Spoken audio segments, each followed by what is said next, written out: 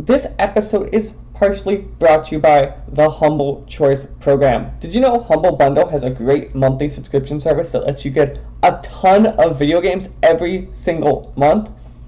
That's right, from plans range from $5 to $20 a month, you get a hold of a bunch of free games they have available to you. And you could use our code down in the description below to go and sign up. It would help our podcast and help you see what great games are available for you this month.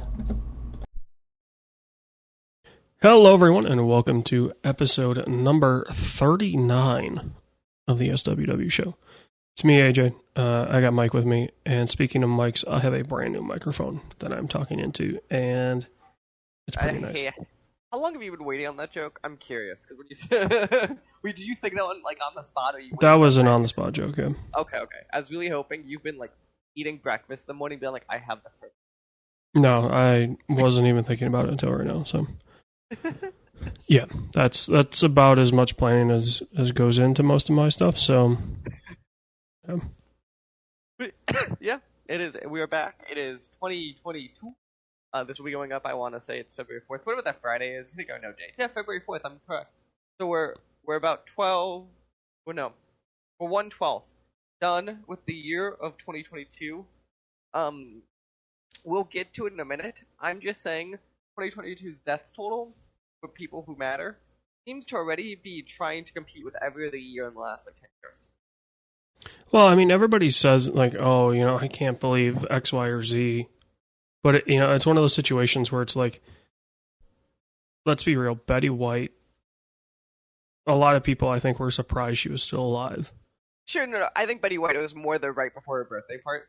Yeah, I mean... if she died even, earlier in the year, it would have been like, okay, whatever. Yeah, the ultimate irony of them filming all those Betty White at 100 specials, and then she dies before they come out, yeah. Right, that's what it was. It wasn't even just like she died, it was when she died compared to when everything came out. I mean, the one that... I guess none of them really affect me because they're celebrities, and why should I care about them? But Bob Saget passing was...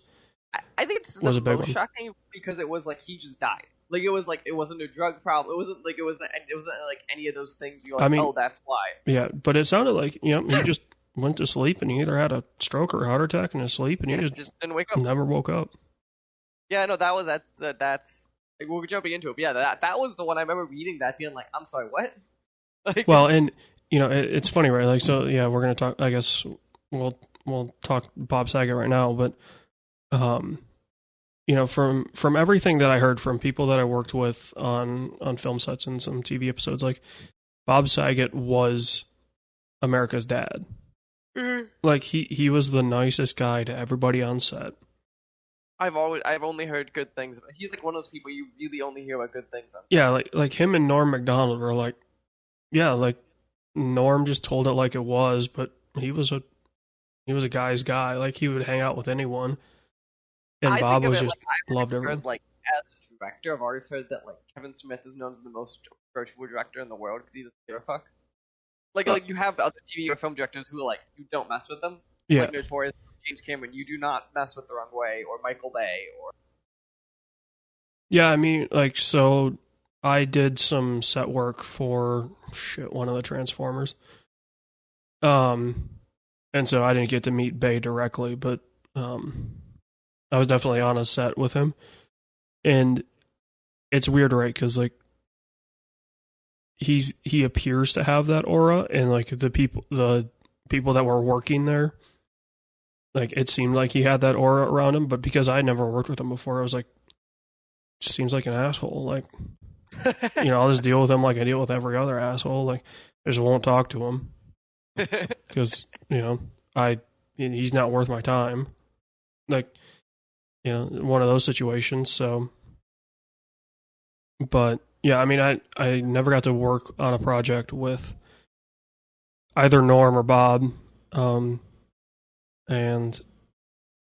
But I've worked on stuff with people that had, and Bob Saget was supposedly always the guy that told everyone he loved him. Like he would, apparently just end phone calls with, "Oh, I love you." Like, The sad Bob Saget thing was, I don't know if you saw it was Jeff Ross and I've got the comedian who were with him to go pick up Bob Saget's like car from LAX.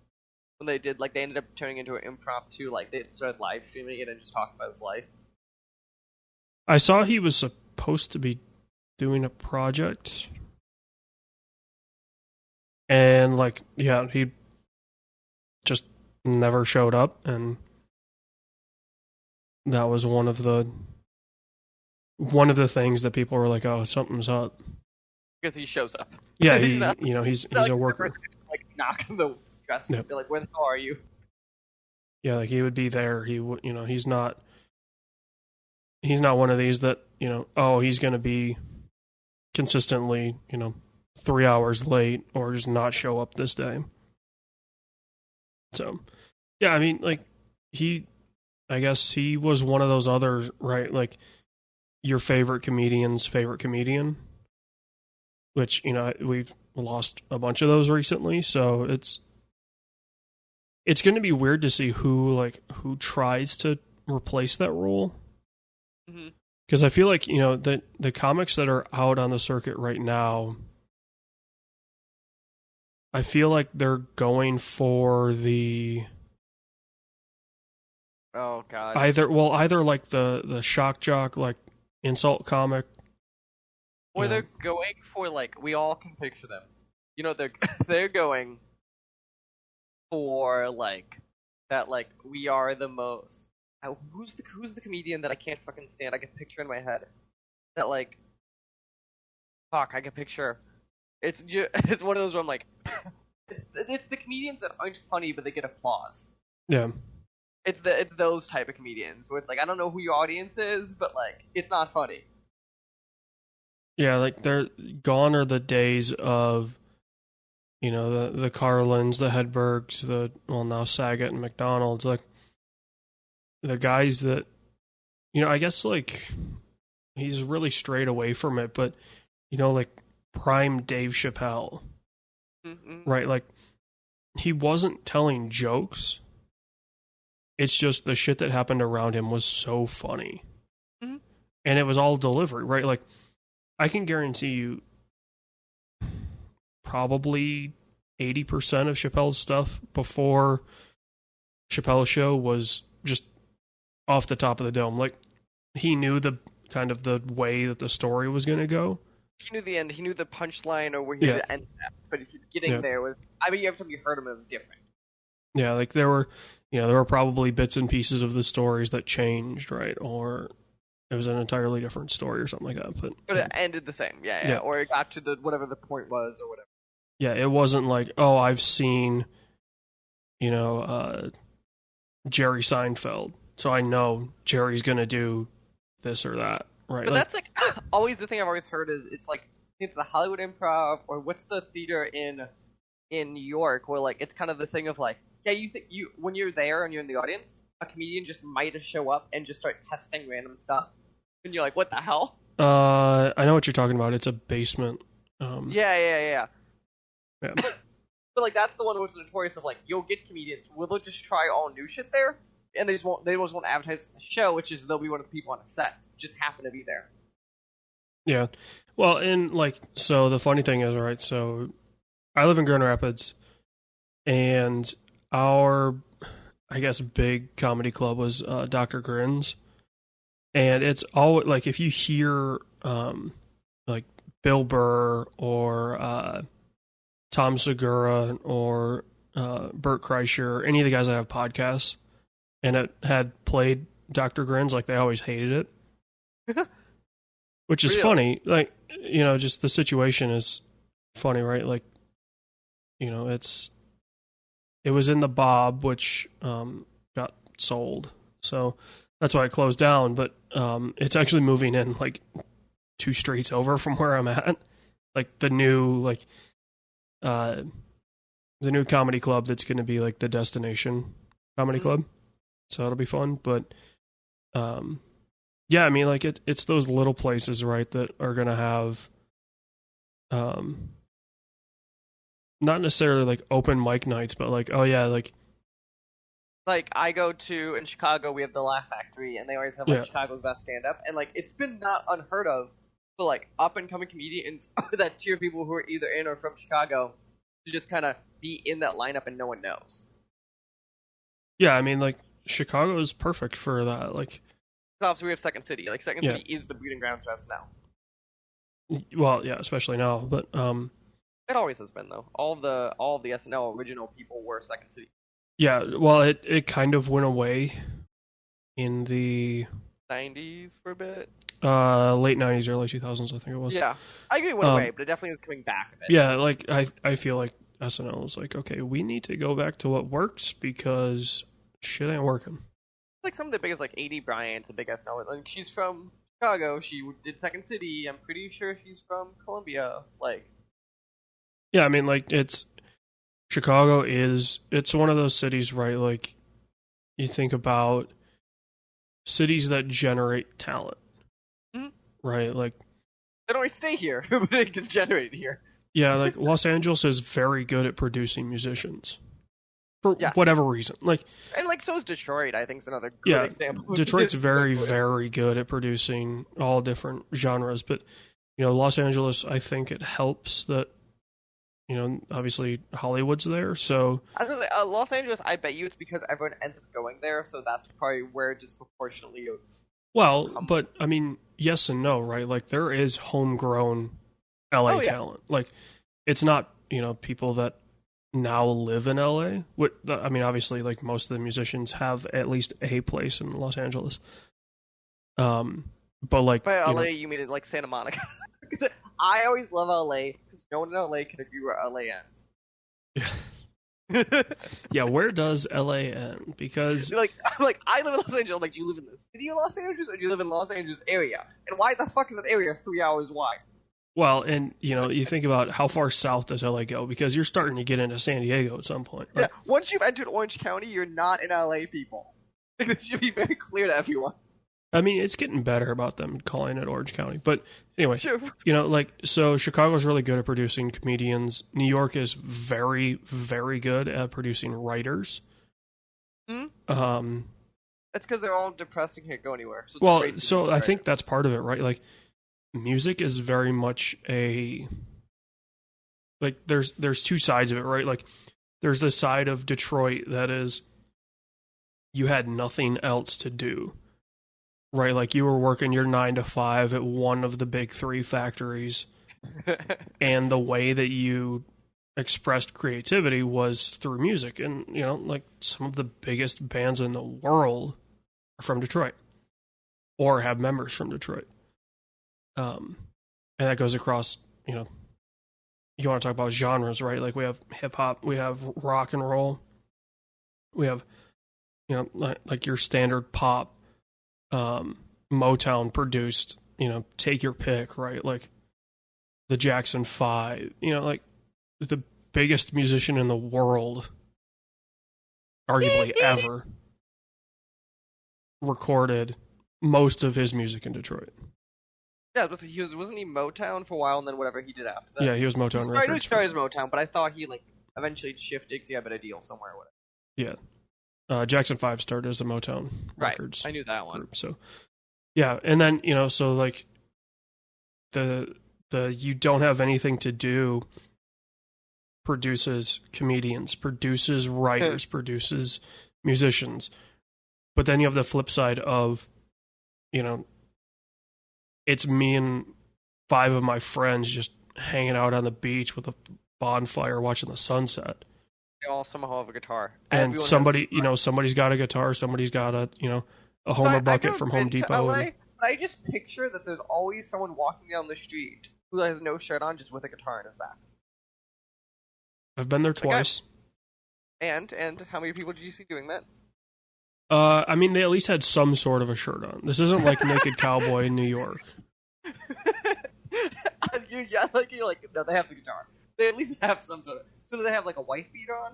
I mean, not necessarily a wife beater, but yeah, like a tank top normally, or so I've been there once in the summer and once in, I guess, what we'd consider the winter. No, we consider it spring. They consider it the winter. Yeah, like it was like 65, I think, is the high for. Oh God, were they freezing? Were they shaking? No, I mean you'd see some people in like long sleeves or whatever, but You're probably there like your Michigan winter. You're probably there in like shorts and a t-shirt, being like so warm. yeah, I mean I was in shorts and a t-shirt both times I was there. Like it was whatever, but yeah, I mean you'd see guys just walking around with. A lot of them didn't necessarily have it like in their arms playing. They would have like a guitar case that they were carrying. Oh, I'm picturing that, or I was picturing like strapped on their back. Yeah, I didn't see a lot of strapped on their back because that's just awkward to walk with. Oh yeah. Like it's fine if you're on a stage and you just need to move a short distance. But like if you're walking from your apartment, you know, in like East Hollywood to try to go to the beach, which is a distance. Yeah, that sounds like a pain in the ass. Yeah. So yeah. Anyway.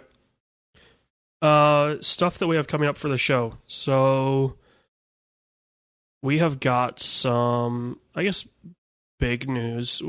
If you're not tuned into the Formula S show, which is our Formula One podcast, that is now going to be behind a paywall. We're still figuring out on how we're going to do that.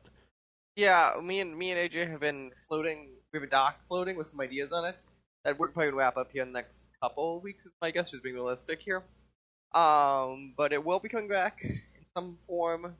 I don't think it's gonna be that expensive at all, but it's something. No, it'll be, you know, like, so okay, if we take the Patreon model, right, like, and you have the like, oh hey, here's the $2 tier just to say thanks or whatever, like. The show wouldn't be on that, but it would be on the next tier up, which would be I wouldn't picture it being that much at all. Like, and we'll figure it out. And again, we'll figure out kind of logistically of how does that work. That's what we're still kind of figuring out. But yeah, it we'll be back. You might notice some schedule changes as we're doing it this year, just because, just time wise and all that fun stuff. We're figuring out that streams will continue. I think maybe a hair less than they were at the peak last year, but they will still be around. Interviews we're just talked about. I think we're gonna do like 2 a month or 3 a month, which again, most weeks you won't notice that much of a difference, but like that kind of stuff, where it's just adjusting schedules, being realistic with some time stuff, but we'll still be around. Movie Club, I think, is coming back in kind of how we expected it to come back, just because stuff's open again and there's actually good stuff coming out, not just whatever the hell Hollywood's leaking out, which is kind of from all of last year. Yeah, we've got movies coming out that are scheduled to come out, and it looks like they're going to come out. So right, so we could actually like plan this one for once, and I think one of the fun things for us will be is, assuming schedules don't shift all the time, we might actually be able to plan like, hey, maybe by the time we get to March, we could have like, here's our movie club for the year, and just being realistic because we'll know when stuff's coming actually out and stuff. But, so yeah, keep an eye on that. We're still working on some details. But I am confident the next couple weeks here we'll have this locked down internally at least, and then just how do we show everyone externally. But keep an eye for that stuff. But yeah. Okay, so I'm gonna jump in immediately here. That was 2022. Oh yeah, also before that too, I think we're gonna try to sneak our ways into an event or two this year. That's still TBD. I wouldn't be shocked if it's in Columbus this year or whatever, but we will figure that out. Just keep an eye on. I mean, we'll say it on the podcast too. When we'll keep an eye on socials, podcasts. Yeah. I definitely want to go back to an event or two this year. Yep. I still think last year it wasn't even like a COVID concern safety for me thinking much. It was much more of a just. I think events have to be worth it to go them sometimes, and I think during the height of last year, even the events that meant the best, I don't know if it was worth the time and effort. Well, and to be fully transparent with why we didn't end up going to an event last year, like one of the events that we potentially were going to go to, like we didn't hear anything out of them until like 4 weeks before the show. Right. Where it was one of those like just our end, we're like, like, so, just scrambling to get our stuff figured out. That short of a time. Yeah. Like, which again, I I go back to, I don't blame them. I bet you this would be better. I bet you a lot of it was last year's chaos. I know for a lot of people who try to live events of just like even deal with little things like insurance and how does that look? Because yeah, I mean like all these insurance policies have changed now due to like force majeure rules and stuff like that. In the air. So, but yeah, keep an eye out. Hopefully this year we will be around. My guess is we'll be around the Midwest realistically, but we'll be around. Hey, we might go down to the Southeast. You never know. Oh, that's fair. That's fair. Southeast. I'm just saying. I think that's kind of the window we're viewing it. Yeah, we're gonna stay east of the Mississippi most likely. Yeah, we're not allowed west of this. No, because then we'll be getting into Coors. Do you not get Coors by you? I get Coors by me. No, I mean that was always the joke, right? Like, yeah, that's Coors wasn't available east of the Mississippi. So. The joke I heard my mom said in college was Coors was never available east of the Mississippi and White Castle was never available west of them. That's because White Castle west of the Mississippi is called Crystal. Like it's not exactly the same, but it's effectively the same business model. I've only had Crystal at 3:30 in the morning in New Orleans. I don't know if that was the best judgment of it at the time. Did you go for the full 30? I did not go for the full 30. I think I got like 3 burgers, ate one, thought I was gonna puke, and then I looked over and I saw someone puking at the table next to me and got out of there. Yeah, sounds about right. Sounds about like New Orleans. I don't know if that sounds like New Orleans or Crystal more. I'm going with Crystal because I haven't been to that one. I mean, Crystal is White Castle. Like they're almost identical. I think one of them dices the pickle and one of them is a pickle slice. White Castle would be the skinny. Yeah, I think it's sliced. Yeah. I don't know. I haven't had White Castle in a couple of years, so. I'm with you. White Castle's great. There's none around me. Like there used to be one fairly close, but they shut it down. Damn. So. White Castle, I missed their barbecue burger. There's a lot of fast food stuff that I miss. Well, on that note, we're jumping in here to what have we played. I've got to immediately point out. So, AJ, it says here you're playing Battlefield. Does that mean the current broken Battlefield? Yeah, 2042. So it's broken, but it's not like it's still playable. Like it's not necessarily good. My favorite was I'm going to be honest. I don't remember where I heard this reporting from, so people need to look for it. My favorite was I heard reporting that. So obviously, there's parts in Battlefield that a lot of consumers don't like. Right? It's not been the best reviewed game, and apparently, internally in the dev team, there are fights if these are actually problems or if the consumers are wrong, which is never a good thing for the longevity of the game. You can't agree on what the problem with your game is. Well, and a lot of the problems around 2042 revolve around they wanted it to be a battle royale game, and it was only in the last 8 to 10 months that they were like, "Oh shit, we should probably put like traditional Battlefield in here." And even though they're the Battlefield studio, like that's just not enough time.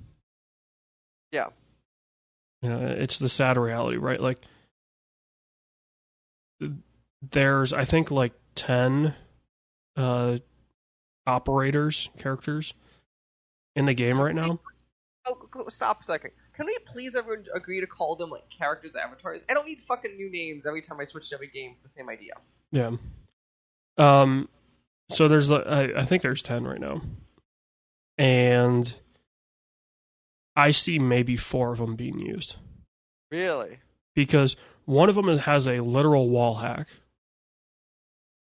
where if you as the character get hit, you can see who shot you.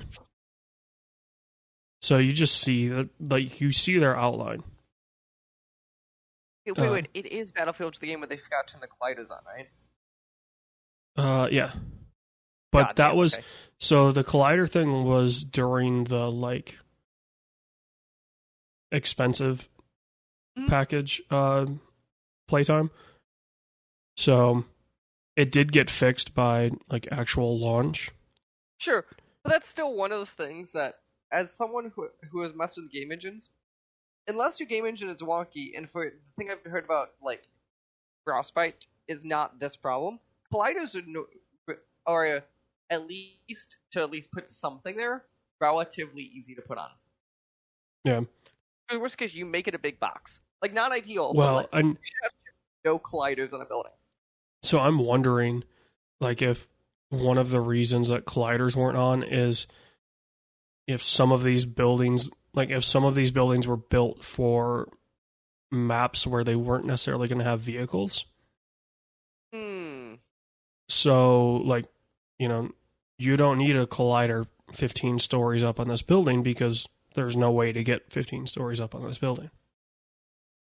So I wonder if it's, one of those situations or something else. But no, I mean, I'm playing through it. Like, it's still Battlefield, so it's not horrendous. I'm just not a fan of how they did the whole character situation. Yeah, that sounds... The shooting one specifically is the one, like... Oh, the wall hack one? Yeah, that's the one where I'm like, how did this make it through any design meeting and it made it to the second design? So, did you ever play Rainbow Six Siege? I think a couple rounds, but nothing. Okay, so there was a character in there that their ability, you could track footprints. Okay. And it was like a battery, right? So, like, you could only use it. Call of Duty lets you track footprints also too, but there is it's a relatively tight window on that. Yeah. So the character that has a wall hack, that is their so each character has a passive ability, mm-hmm. and then they have an active ability. And the active ability on the wall hack character is you can track footprints. And it's on a battery, like a quote unquote battery system. So you can only do it for so long. And then their passive is when you get hit, the shooter's location is revealed. So, okay, whatever. But then there's characters where the medic character that I play, Falk. Her passive is that when you revive somebody, they're at full health. And her active is a health gun. So, you can do long distance healing and stuff like that. Which I understand in the near future. I'm having trouble wrapping my head around that one. Yeah, I mean, it's whatever, right? There's one guy who's active as a sentry turret. And his passive is that he can control the sentry turret. I don't even know what the guy with the grappling hook, I don't know what his passive is because I just don't play him. They've got Irish in it from Battlefield 4. I did know they were bringing some characters back. Yeah, his passive is that he starts with 20 armor. So he's got armor on top of his health. Okay. And then his active is like a deployable shield. So, hear me out. So one of the things, at least forever, what I liked about these games was, you might have some variation, especially Battlefield variations between characters, but their base stats were always the same. So I almost feel like once we start, and that was whole argument that was the constant games. So once we start removing the constant games, I feel that these games are turning way too much into more and more hero shooters, and I feel like we're losing whatever segment of the market that there was for just generic shooter, as discouraging as that sounds. Yeah, I mean the hero shooter is what do they call it? So this game has 3 modes. It has all-out warfare, hard zone, and portal. Hard zone is like a squad-based 4-player. I think it's a total of 16 players, so it's 4. It's 4 groups of 4. And those, it's limited to 1 character. Mm-hmm. So you can't have a team full of the wall hack. Each player on the squad is a different character, and there's no revive. Like, there's no respawns. You can revive, but you can't respawn.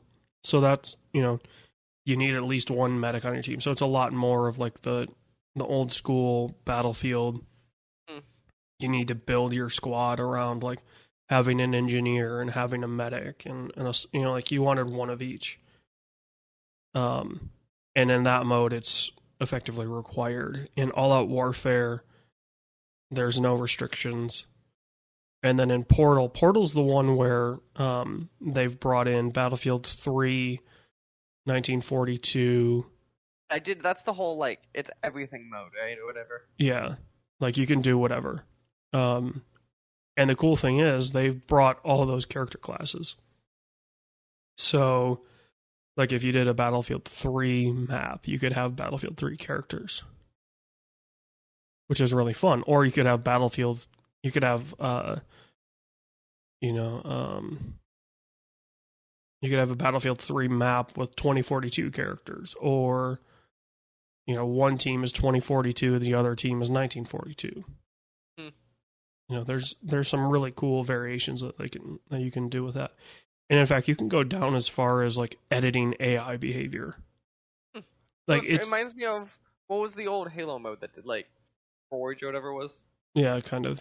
It's more of like a Dreams. Oh, like where they open up effectively the engine, so Portal is all done through a website. It's not done in game. Okay. So you can have like AI scripting, and you could do like battle plans and things like that. Interesting. So it's way more in depth than I think people give it credit for, and it's really cool. And I feel like they should have spun it off as its own thing. Yeah, that feels like something you could easily spin off, make that part free, and like, yeah, I could see a reasonable way to like make revenue off this thing without like it being unreasonable too. Like, yeah. But nice. Is there anything else for Battlefield, or is that just kind of where you're at? No, I mean it's steady as she goes. Nice. Okay. Jumping. Everyone's aware I am still kind of putzing around in the Pokemons. I think kind of the same as last time I said, where it's fine. It's not the best Pokemon game. I beat the Elite Four, AJ, which I'm assuming you're well aware of the Elite Four of the Pokemon. Yeah, Nick and Matt Jackson, Adam Cole, and Kenny Omega. Yes. But not Kenny Omega's Mega Man outfit. You unlock that in the next game. God, can you like? Do you think when they created the Elite, do you think that was in the back of their mind? 1,000%. Are you kidding me? Because they're nerds, right? Like Kenny Omega is one of the biggest nerds. No, do you know what the cool part would be? Okay, so we're gonna pivot off Pokemon. If you, again, same breakdown as last time. So they should have done to announce the Elite. So I don't know. So the story of Mega Man, right, is every time he beats a robot, he gets their power. Yeah. It should have been all of the Elite with different Mega Man bosses, and Kenny Omega beats them one at a time to become Kenny Omega. Sorry, there's somebody snowblowing in the back alley, and I also think there's gunshots. Welcome to Grand Rapids, everyone. Somehow worse than Detroit. No, I mean it's a hell of a lot better than Detroit. Yeah, I mean like, the problem is though, like, they had already built Kenny Omega the Cleaner with Bullet Club. Like, it would have been like you would have needed Kenny Omega to, like, in the same way that Adam Cole died, right? Like, you would need to get Omega off screen for a while. What do you think? No, see, but Omega's gonna come back though once he gets like post surgery. Well, no, I'm talking like when you're saying like he had to beat become Kenny Omega. Like, you would have had to have taken him off screen and then got him back on and like significantly like nerfed him. Because, I mean, like, you can't, like, the New Japan crowd is so smart, right? Like, they would have known, oh, it's Kenny the Cleaner. And Kenny the Cleaner has the One-Winged Angel, which is, it's one of those finishers that nobody kicks out of. A, because he only uses it once, maybe twice, Mm-hmm. in a match, and 2, like, I would want to stay on the ground after taking a one-wing angel. That thing looks hella painful. But Yeah. How do you think? So we're gonna be on this second. How do you think? So I'm wrapping my head around. So obviously, what do you think? Omega will be gone for a year or so. he'll be gone for, well, when did he get his surgery? Last month? Yeah. He'll be back by the end of the year. But What I'm like saying, November how do or you bring December. him back? That was what I'm saying. When? No, like how? Like How? how do you bring? Yeah. You don't just have him just like you have to like have him build as something. I think you do the same way that they introduced Adam Cole. Like you tease it, right? Like the way that the Bucks teased Cole's return was with changing their Twitter header to the Ghostbusters and then performing a seance on BTE, and then Adam Cole shows up. Like, I think they need to do a thing. I think, honestly, the way that you bring Kenny back is bring him back as Kenny the Cleaner. Like, just go, just go for it, right? Like, just unbeatable,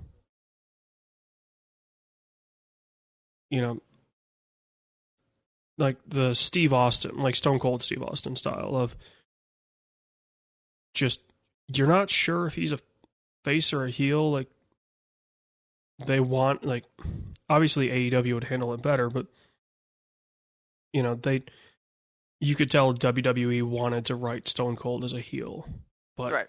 he wasn't coming across as a heel. So, you could do a lot of fun heel versus heel stuff because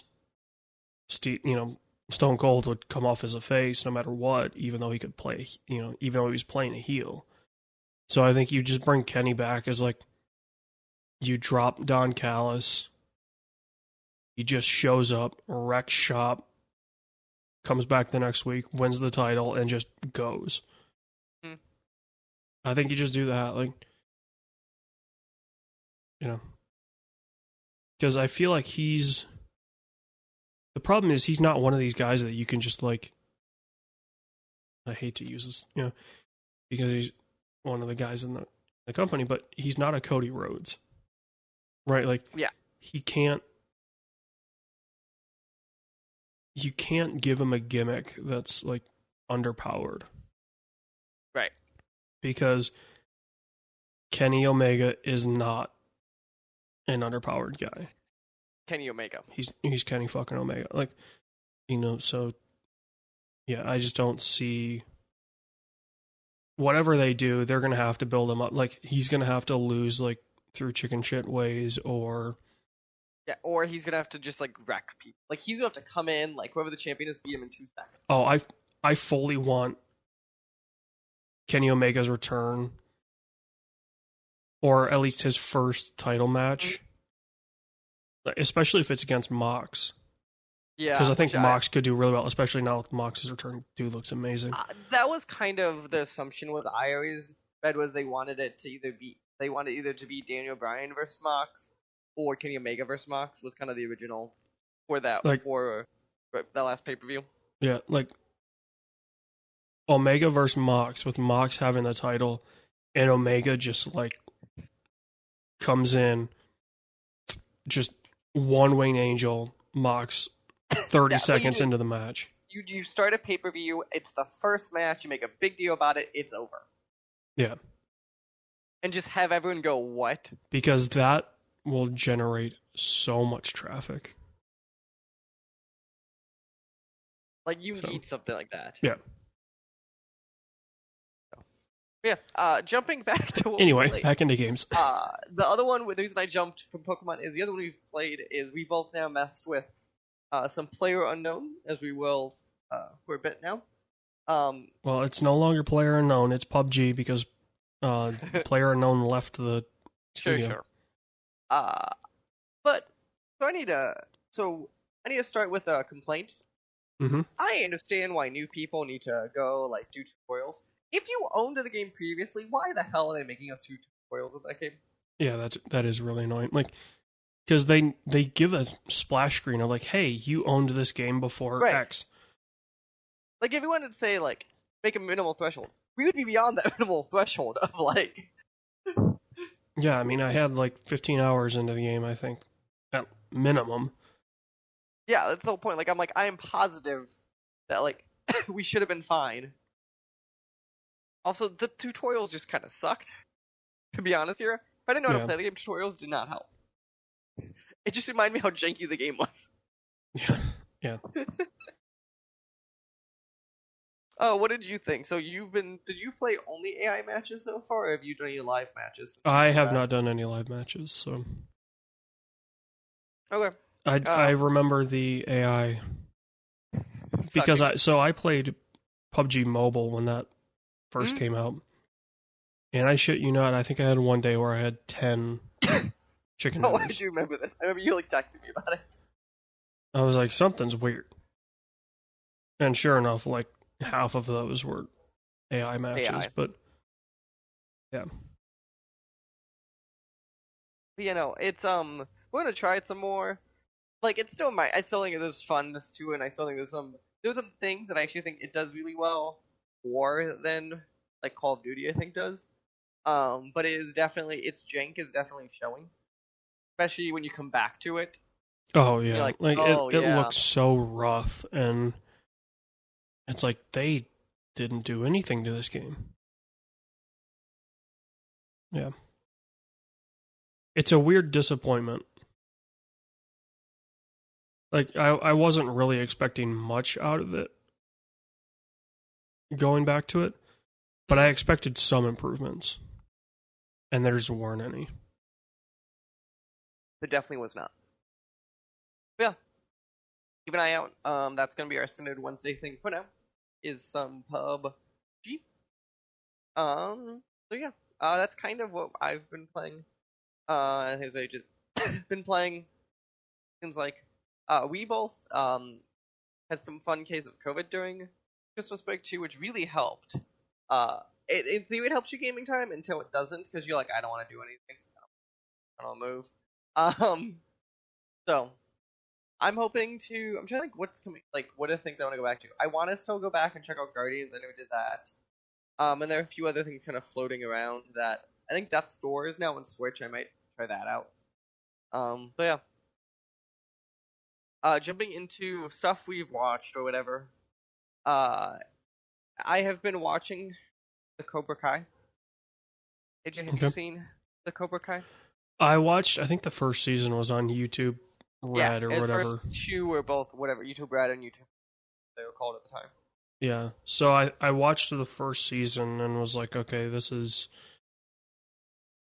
worked as a movie. I don't know if it works as a series.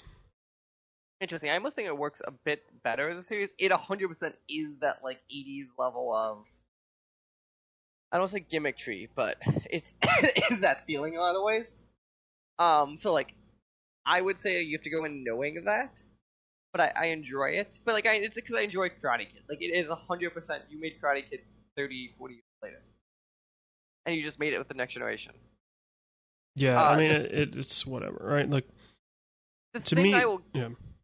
The thing I would give it though is, like, we've been living this era of the last 5 years of we've been taking things from the 80s and 90s and like bringing them back, or like sequels that went beyond them.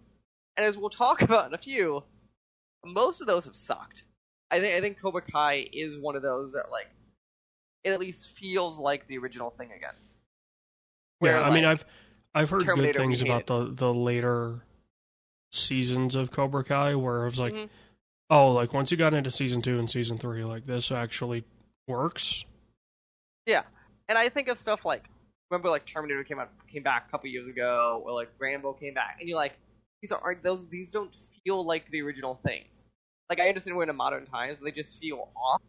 Where Cobra Kai at least feels like you just took 80s Karate Kid and put it in the late 20-teens at that point. I mean, the funny thing is, like, you reference Rambo, and Rambo Last Blood is the perfect mirror to the first Rambo. Because that first Rambo, the doesn't want to be doing what he's doing. You know, like he. Yeah, the first Rambo. If the cop wasn't a jackass, wouldn't happen. Yeah.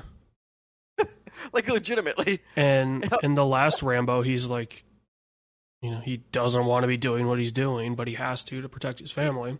Yeah, but at the last one though, once his whole family left and half were killed, he enjoyed what he was doing. Oh yeah, there was a sick enjoyment to it eventually, but Like once that switch hit, he was just going for it. yeah. Because if I'm going down, they all going down. Yeah. But yeah, I think if you enjoy those thing though, I think it's worth checking out. The kind. Says here you've been watching sports. And Peaky Blinders. Well, okay, only the first episode of Peaky Blinders, but that's my new show. I thought you watched it before, but I could be wrong. No. I had always been interested in watching it. Maybe you've talked about it. In my head, I always connected you. No. Okay. I've never seen it before, so. It's always looked interesting. It's always been one of those shows where I'm like, I really want to watch that. And now I'm getting around to it, so. But how is it? It's good. You know, it's one of those weird shows where it's like, it's a period piece, but they want to take like modern tropes. It's like it's set in 1919 in the UK, so like they've got the gangster scene going on there, but it feels very much like, oh, this is a modern take on, you know, the what would have been happening, even though like all the visuals are from 1919. Like it feels like, oh, this is like, you know, this feels like they're trying to make The Wire set post World War One. But it seems like it works. Yeah, So it far? seems good. Thomas Shelby seems like a legitimate, just sociopath. Yes. I saw the Betty White 100-year thing in theaters. For people who are curious, it was like for what would have been a 100th birthday, they were going to do this whole like thing. It ended up actually what I was surprised by just being the documentary on Netflix with some in there. If anyone wants to go check that out, it's just look at Netflix doc. I think it's called like Betty White. The other thing I have seen, we need to talk about it, AJ. Oh, you actually watched this? The Matrix? Yeah. The new one? Yeah. Yeah. Did. Watch it? No, I saw Twitter and was like, I'm not watching that. I saw it before. I saw it like I think like night of or whatever next day. So it was before kind of we knew. Oh. It was not good. So you want me to just go in Matrix spoiler territory? No, because, I mean, I might watch it. Okay. I do not recommend.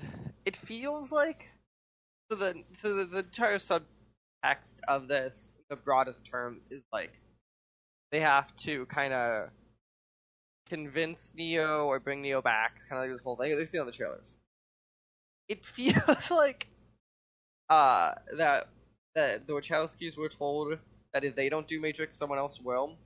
So Anna Wachowski went, okay, did it herself just to burn it to the ground so no one else can do it. Like it feels that like this was an FU. All right.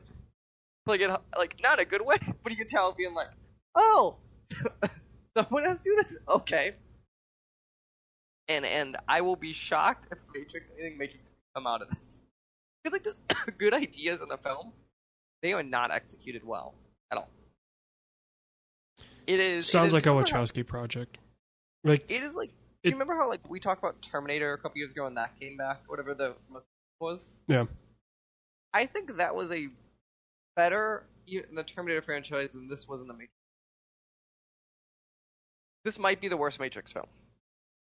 Yeah, I feel like, you know, the Wachowskis are one of those people that, I guess, they're part of a group, right? Like, they had one project that It was worked. genius. And then the rest kind of have been chasing it. But everybody's like, oh, they're such geniuses. Like, Like the one I think the original Matrix actually is, and I think there's a lot of Yeah. really cool ideas. I think it really works well. I mean, there's a lot of really cool technology behind the scenes that Yeah, they like had the to original create. Matrix, I will defend. I think I need, but like beyond that, I don't think there's another Wachowski idea that I will defend. Yeah, I'm trying to think who else is like.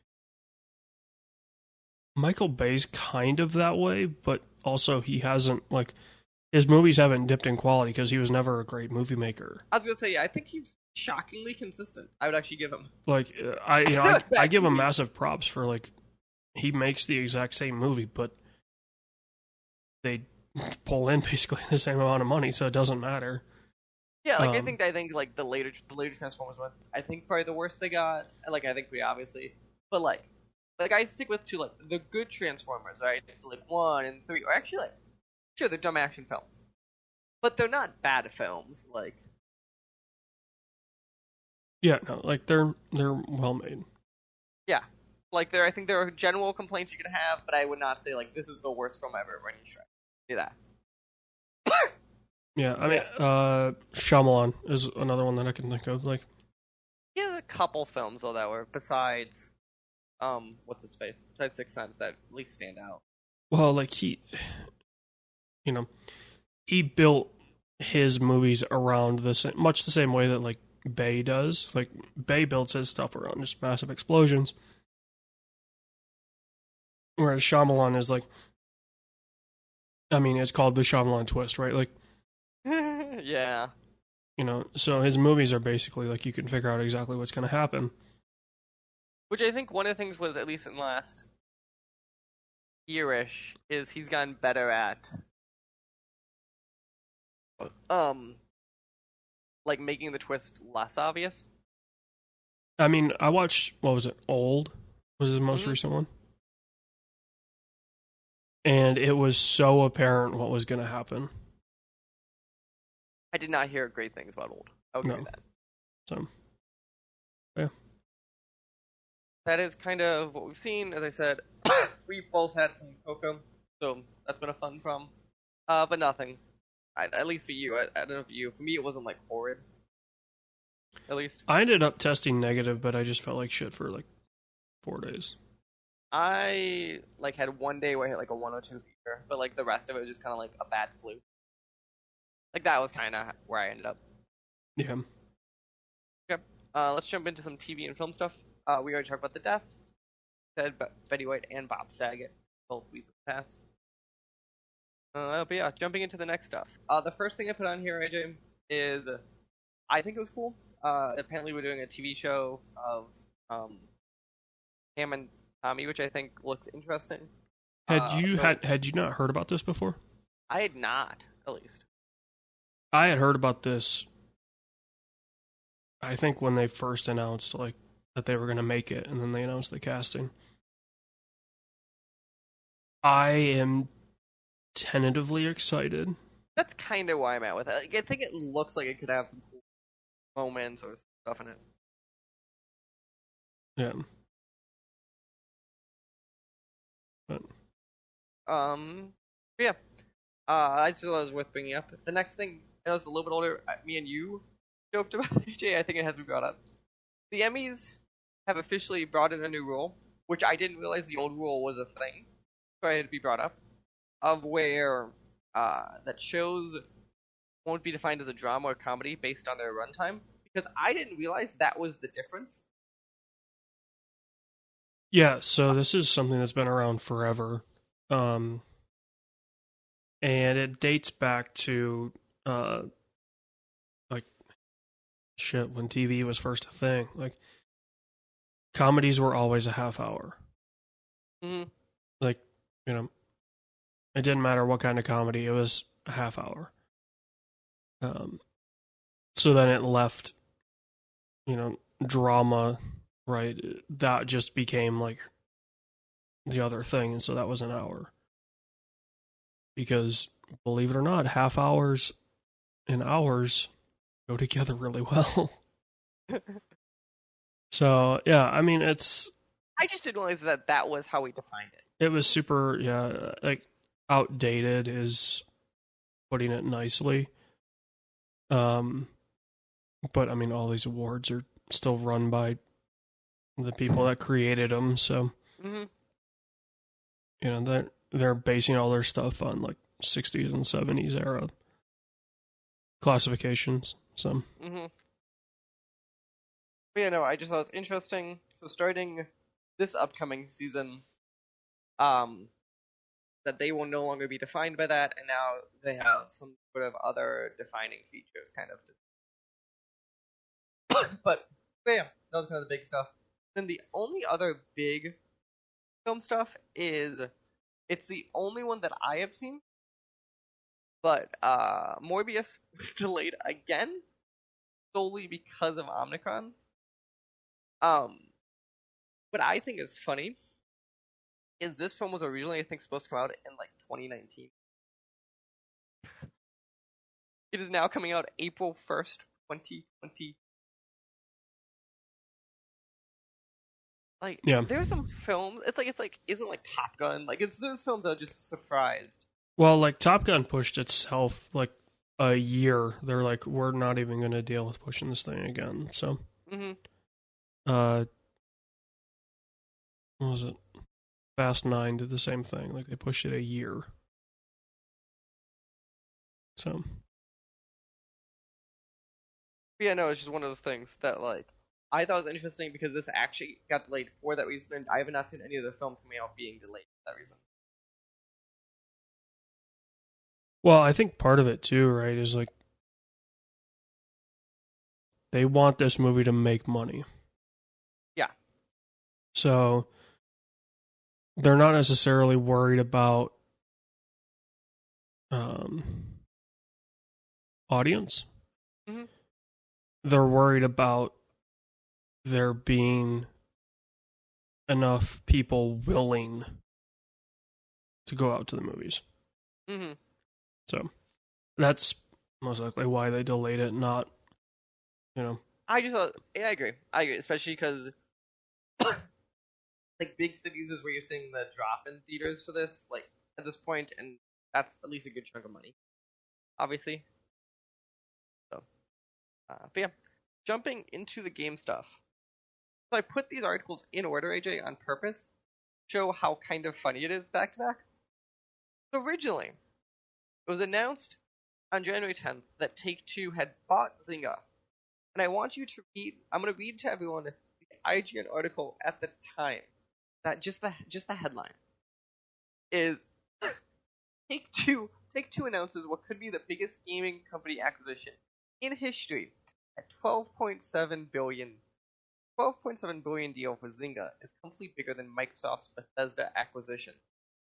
So naturally, someone said the words Microsoft out there.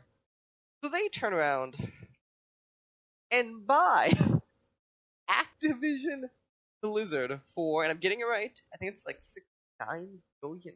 68.7. Yeah, 68.7 was the number that I saw. Dollars. Microsoft bought one of the biggest publishers and the biggest Western third-party publisher in the world. This is super dangerous. It's wild. Like, I can't even... It's crazy, but also, like, I think a lot of people were saying it, they were getting drowned out by, the people wanting Microsoft to immediately fire Bobby Kotick, but what they don't realize is this deal has a year.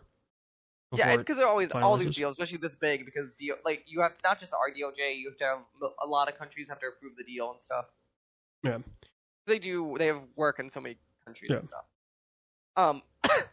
But no, I was going to say, a lot of people were saying that this acquisition is super dangerous because effectively Microsoft is trying to build like a Disney of games, which, okay, so think about it right now. People are pissed off at Sony for Sony not having Game Pass and wanting to charge $70. Well, what's going to happen when Microsoft has all of the the big third-party developers. So you're either forced to get Game Pass Ultimate and stream, which, for the vast majority of people, like, the internet isn't there to do that. Or you're going to be forced to forced to buy an Xbox. Like, people are pissed off at Sony right now. In 5 years, they're going to be pissed off at Microsoft because Microsoft is going to lock everything down. So, people are mad that Sony's not doing anything right now, but Sony's sitting back going like, dude, we don't have that cash. Microsoft's like one of 3 companies that has that. And I mean, realistically, like, there's 3 companies in this world that could end this whole conversation. It's Amazon, Google, and Apple. Yeah, that was exactly where my head went to. Between those 3, each one of them could buy the entire video game industry and not even think about it. Like, Google makes $40 billion acquisitions every year. We just don't hear about it because they're buying, like, government. Yeah, they're stuff. buying not stuff. They're buying, like, other things or startups or whatever. Yeah. A lot of startups, their out is, like, for someone buying them. Yeah. So, for games, as if this was not obvious, is the biggest M&I in video game history. no, it's an M&A. It's an acquisition. Oh yeah, merger acquisition. To put into perspective, I read online was, you can buy the remaining big publishers, like that based out of the U.S. for less money than this acquisition. I also feel like 6 months ago, this deal never happens. I think I bet you what's been happening actually for the last 6 months is what made this viable. Yeah. Because the story is, and this is through press releases, so we have to take it at face value from the legal standard is that Activision, like Kodak, approached Microsoft. It wasn't the other way around. And he only approached him recently. Right. Probably. So, I bet you around Christmas, or like I bet you that's kind of when you're looking at timeline when they probably would have approached. Yeah. So. But think about like he approached. Also, they bought at a lot higher than shareholder value. Like was the offer, which means that the board kind of basically has to accept it for legal fiscal reasons. There's no way it's hard to argue that's not a good investment when you're buying like 40% above stock price. Yeah. It's one of those where like they probably made this deal for that money because I guess for a couple of reasons. I can almost guarantee you that there was a conversation at Microsoft of, look, this Activision shit is bad for all of us. And this is a good, and also it makes sense why Phil Spencer couldn't comment on it because you could see an argument where he couldn't comment on it because then if it tanked the stock price because he commented on it, they could turn around and say he's doing that to make him cheap. Well, he did say, about like we're reconsidering. Sure, but like that was compared to like some others, like Microsoft didn't shut up. Yeah. Yeah, it wasn't, they weren't spilling the tea the entire time, but yeah, I mean, like, I can almost guarantee you that there are maybe not the total higher ups, but there are higher ups at Nintendo, at Sony, at Ubisoft, at EA, at Riot, like that are going to be sending Phil Spencer a very nice fruit basket. Because they're like, thank you very much for dealing with the situation. Because now that puts. If you Riot, I don't think so, because Riot likes how they were not being attacked for. Yeah. And I mean, obviously, it opens up people to now criticize Ubisoft and Riot and stuff like that. But the thing of it is, right, like, this is now mainstream news. Mm-hmm. It was on CNBC. Bloomberg's when we reported it. Like, this was. So this now puts so much pressure on the Activision board to restrain Kotick and cross their T's and dot their I's, basically. I'll be curious. So one of the things I read, so obviously the question would be this with like legality standard of this acquisition. And the thing I read was, which is interesting to me, is if this the general assumption is if Microsoft bought them and this turned them into like, so currently they're the number 3 video game company in the world. So if this made them number 2, people would have a lot more questions. Because with this acquisition, they're still number 3. People think that most justifiers will kind of just let it slide because they're not actually like changing their place in the industry. Yeah, I mean, it's also one of those things where there was probably a conversation, if I had to guess, at Microsoft where, you know, they've already had to sit in front of Congress for antitrust. So they probably wouldn't do this unless they feel this would pass that muster. Yeah. So yeah, this... no, that's quite valid. Microsoft, I bet you, is one of those companies that's very aware of that, and so unless they feel it would be squirting a line at all, they probably wouldn't do it.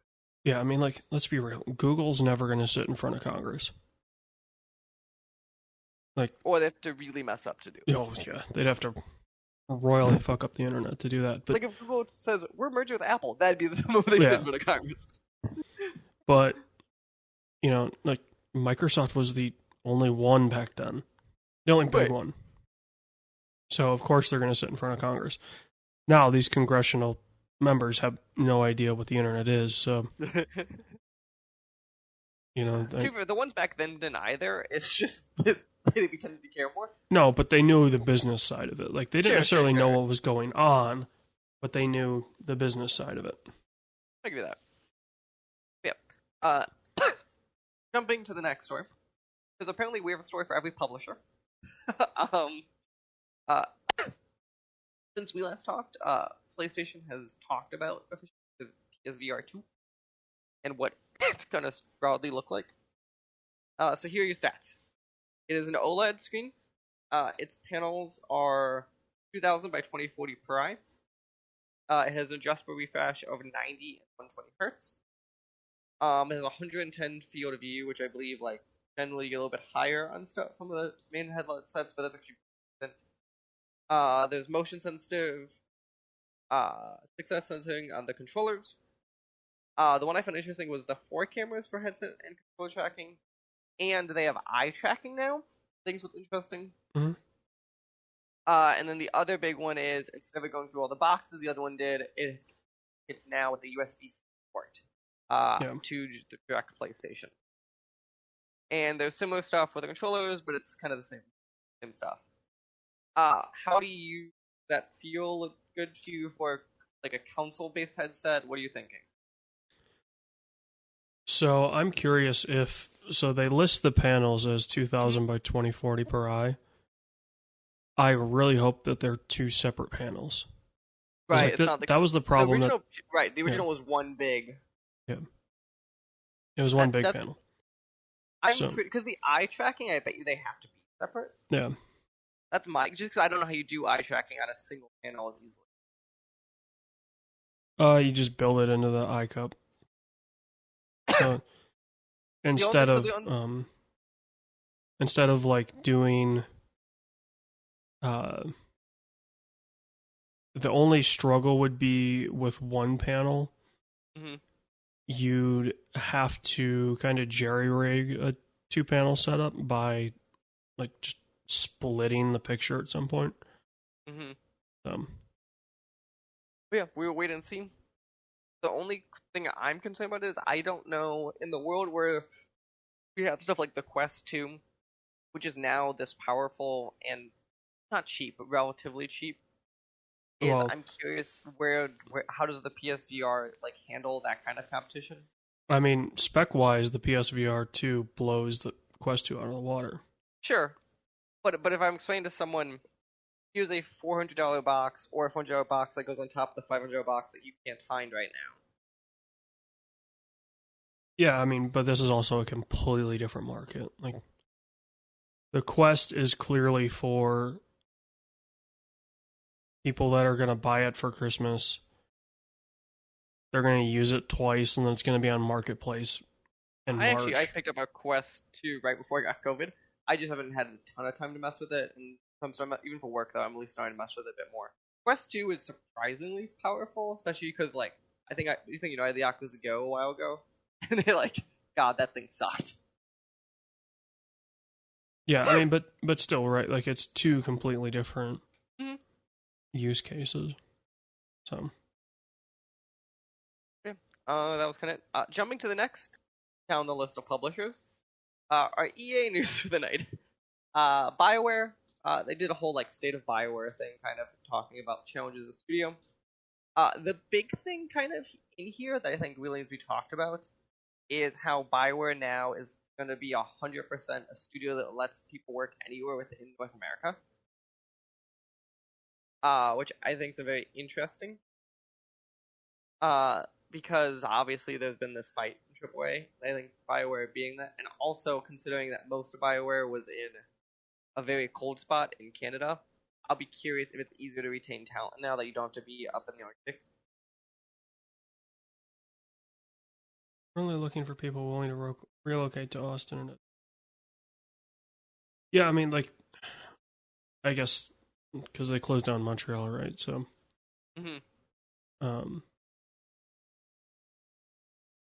yeah, I mean,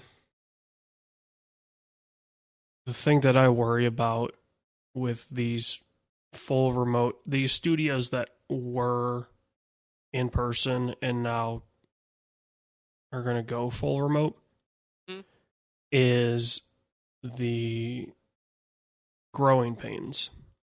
Whereas studios that are fully remote already, like the pandemic didn't slow them down. Because how could it? Short of, people on staff getting sick and being down for a couple weeks, but having this be, I guess, like their new selling point, right? Like, oh, you can come work for BioWare and you can stay where you're at. There was an interesting thread by the people behind Finji on Twitter about the cost of living. Yeah, about they don't pay Coast salaries because it doesn't cost the same. I've never heard people talk about it. Finji, I've always heard pays well and it's like a fair publisher. Like, it's not that, but yeah, being out of the Midwest, they don't have to pay the same cost as like someone who's based out of San Francisco. Yeah, like they're based probably a half hour from you right now, and like you could still like make a good. What I found interesting actually in that thread, though, also if they go into that line, is when Becca was talking about how like her and Adam aren't the highest paid employees in Finji. Yeah, that was interesting, but also like I wonder too, how much are they hands on with stuff? So that would make sense, right? Like if they're not hands on. Also, part of it is if you're running the company at least in that way, I view it as to them like yes, they are two people, but if their salary can I bet you combine their salary, it's higher than anyone else. Yeah. Because sure they're two people, but like at the end of the day, for them, it really is it enough for them, kinda. Yeah, I mean and if it wasn't enough for them, that's a pretty easy fix. Right. But like that's what I bet you that logic is. But I did catch that one, and I was thinking that too, because even like I didn't realize their payroll was like I knew they'd grown massively in the last couple of years, but I didn't realize their payroll was roughly $1 million a year.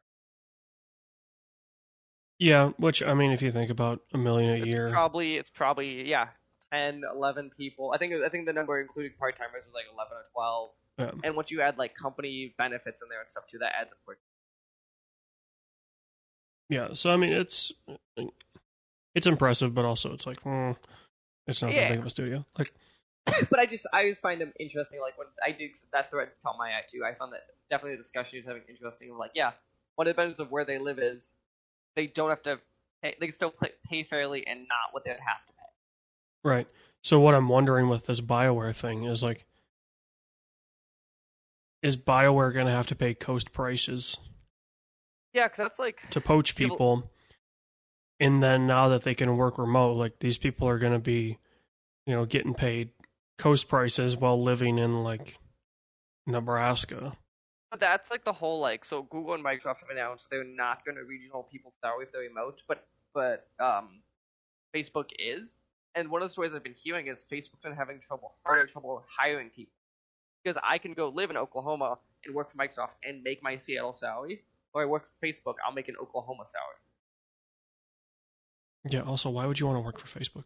That's just... Sure. That's more of a moral question than anything. Like, that's like a $50,000 salary difference when you're a high-end software engineer. Like, that easy. Yeah. Like, that's what we're talking about, though, of like these are the discussions to be had of, like,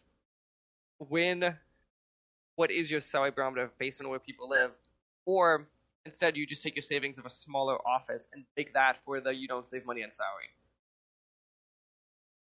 My other question, though, is especially for BioWare, does this eventually affect their tax breaks they get?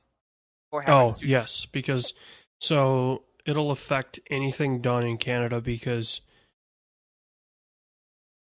if they drop below whatever their threshold is for their tax break right now of people working in Canada, and nobody's going to want to, if they can, they're not going to move to Edmonton or anywhere in Canada because cost of living is high in Canada right now. The Canadian dollar is weak against the American dollar right now, so it's even more expensive. And, why move to Canada when, again, you can move to Oklahoma, or you can move to Nebraska or Tennessee, where... You can just stay where you are, but the point is, like, especially, like I used to be with Canada, I love Canada. If I, like, in America, I never used to be like, I want to move to Canada. I'm like, you know how cold it is? Like... Well, to me, the weather's not the problem. It's, if you're going to work for a company that is owned by an American company, you're going to get paid less than somebody that works for a fully Canadian company, because that American company is going to be basing all their stuff in USD, not CAD. Like, they might do some adjustments because of like how big their production out there, but I do agree. Yeah. It's why, so, it's one of the funny reasons why athletes don't like to get traded if it's a predominantly American league, much the same way that like baseball or basketball is. They hate getting traded to the Canadian teams because they don't make as much when they're in Canada. When they're playing half of their home games in Canada, their salary is adjusted to CAD. So they're getting paid whatever their game check is in CAD, not in USD. A very interesting problem. So then take, for example, let's call it $100,000, because that'll be easy. It's easy math. Your $100,000 game check, that is $100,000 USD. Well, that's 72,000 CAD. That's like... So now you're coming back. So say you play for the Toronto Raptors, and you've got a place in Tennessee because there's no state income tax and things like that. Well, there's no reason to do that because you're getting hit with the jock tax in every state, in every country. So you're getting taxed where you play, not where your residence is. So it doesn't make sense to live in a tax-free state, unless it's like Florida or something like that. Yeah, unless your cost of living accounts for that, just generally. Yeah. So you get hit with the jock tax, and then you're also getting hit with conversion rates. So you're getting paid 75,000 CAD per game. You're then getting taxed Toronto taxes for that. And then you're coming back to the US and you're going to want to convert it to USD, so you deposit it into a bank account, and then that converts to USD, so then you're walking out with 60,000 or something like that. I don't know what the exact conversion would be, but so you take $100,000 and you're effectively walking away with half of it. Yeah, that's disgusting. So, yeah, I mean, for the people that are already in Canada, it's whatever. But yeah, like if I was living in San Francisco and BioWare posts a thing of work anywhere, well, if they posted a position like, oh, it's in Edmonton or Austin, and Austin's just stupid expensive, and in Edmonton, I'm going to get hit with a bunch of fees and things like that to get there in the first place, and then you're also not making as much. I'd be like, no, like, and then now they say, oh, you can work remote, like, absolutely, I'd go move to Wyoming, right? Yeah, like, you would. I'd move to Cody, Wyoming, and work out of there. Why? No state income tax. It's a beautiful state. It's relatively inexpensive if you know where to look. Mm-hmm. And, if you've got a software engineer salary, you can do very well in Wyoming. So, yeah. Yeah. Jumping to continuing our string of publishers, we are finally to the last one, hitting Ubisoft now. This was kind of more of a hiring spurge, and it is official. There is a Splinter Cell remake in the works at Ubisoft Toronto. So, I know that they're just getting around to doing this. How much pressure was at Ubisoft for them to do this? I feel like a lot. One of those games that has been talked about forever. Well, and not only that, you've got Sam Fisher showing up in the Ghost Recon games, and you've got all these hints. They've been and like, something. but a part of me that was, I don't want modern Ubisoft to be touching this game. No, so it's going to have to be very... It's going to be interesting. Mm-hmm. Because they're a modern... I am scared this is going to be like a... Somehow there's a tower he has to defend every 5 hours. Like, I'm scared what they're going to do this game. Yeah. I'm scared they're going to Far Cry it, or Assassin's Creed it. And, like, we don't get these games anymore. Why, Ubi? Why? Especially because doing in-house. I wish they just handed it to, like, an external team. Said, here's your budget for it, have a good day. I almost wonder if they can't do that because of licensing. Yeah, right.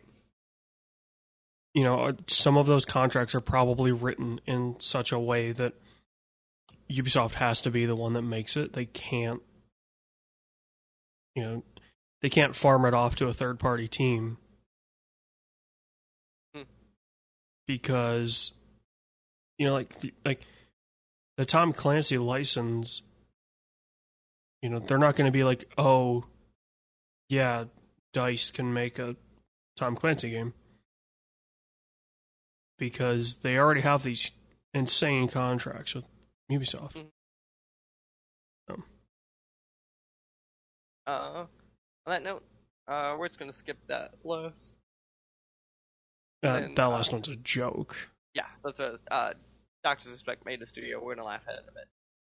Games to watch out for coming into this year is Dying Light 2. Comes out on February 4th. With, Elden Ring?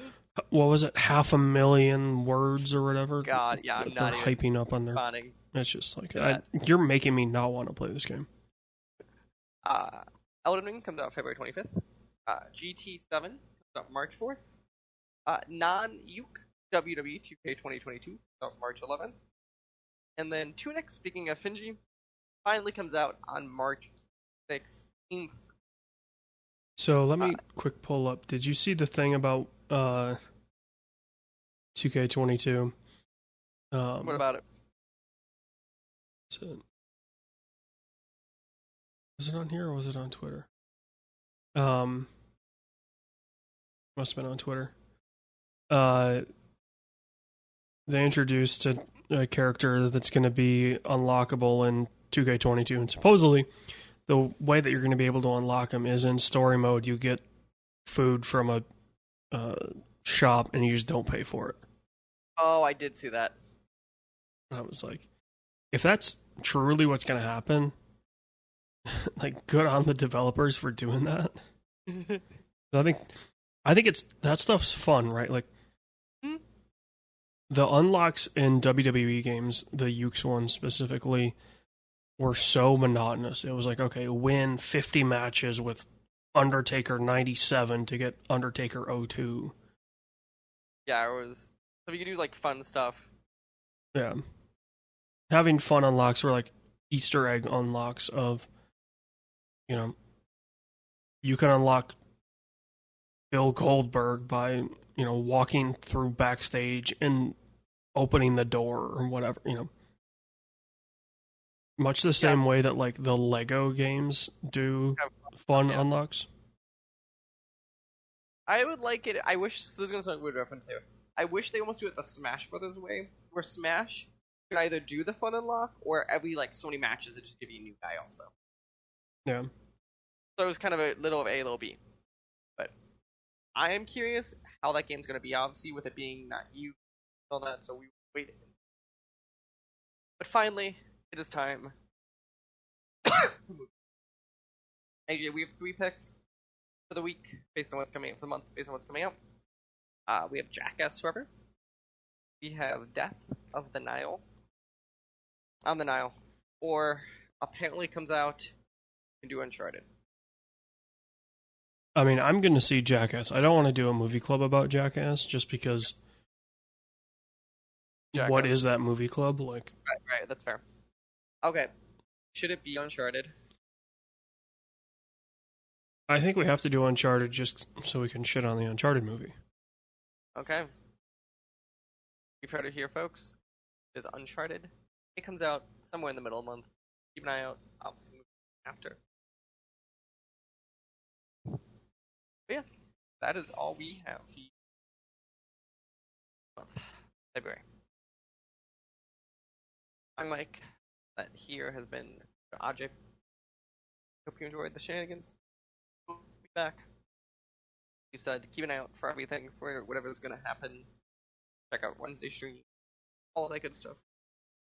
Shenanigans. Farva's favorite restaurant. Yeah.